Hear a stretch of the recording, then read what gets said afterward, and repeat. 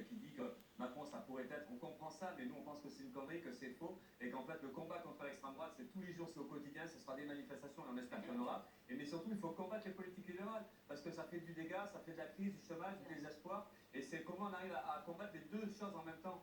Cécile Niclot, vous répondre très Moi, je suis rapidement. écologiste, je suis de gauche, je ne suis pas réactionnaire. J'entends ce que vous dites, mais quand le vote, ça a un résultat. Et vous avez raison sur la mobilisation ailleurs, vous avez raison sur le fait qu'un certain nombre de politiques ont contribué à faire monter le Front National.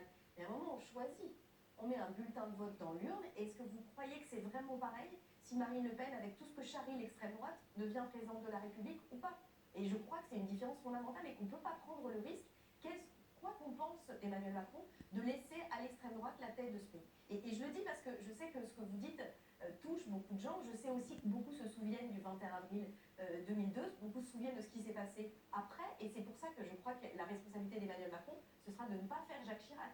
C'est que ceux qui vont voter pour lui cette fois-ci ne vont pas voter pour son projet à ce deuxième tour. En tout cas, une grande partie d'entre eux, et il faudra respecter ces personnes. Mais il faut prendre ce risque-là. Moi, je plaide vraiment pour que vous preniez, pour que chacun d'entre nous fasse ce choix-là, parce que c'est pas vrai de dire que c'est pas grave si Marine Le Pen est présidente de la République. C'est irrémédiable, voilà. On dit évidemment pas que c'est pas grave, non, on ne donne pas de consigne de vote.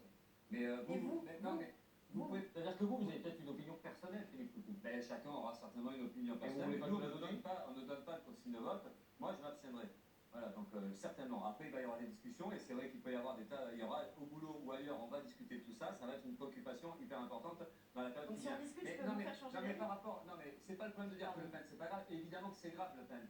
D'ailleurs, on n'est pas les derniers. On a dû faire des manifs ensemble contre l'extrême droite, contre les idées racistes. Parce qu'en plus, nous, on défend l'accueil des migrants, on défend la liberté de circulation, et on est à l'opposé de ce que peut représenter Le Pen. Donc ça, c'est pas un problème.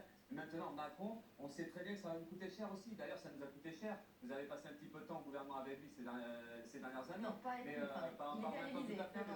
Dans le même. Mais voilà, mais c'est ça qui nous coûte cher, c'est que ce sont ces politiques-là qui font qu'aujourd'hui, il y a encore plus de pauvreté, plus de désarroi, plus de désespoir, et derrière, on voit la conséquence. Donc le point qu'il y a, c'est d'arriver à, c'est ce qu'on a dit toute la campagne, c'est qu'en fait, il faudrait que du côté de la population, on retrouve confiance en soi, et qu'on arrive à se préparer à des batailles sociales contre les politiques libérales qui seront menées par Macron, et contre le racisme et la xénophobie de Le Pen. Et c'est arrivé à ça, et peut-être que dans la gauche, on va voir, il va falloir qu'on discute de ça, il y a une urgence à relever la tête, et la réponse, elle sera dans la rue, on ne va pas attendre 5 ans maintenant, que ce soit l'un ou l'autre, de toute façon, donc il y a des batailles à mener, et comment on arrive à reconstruire une gauche sociale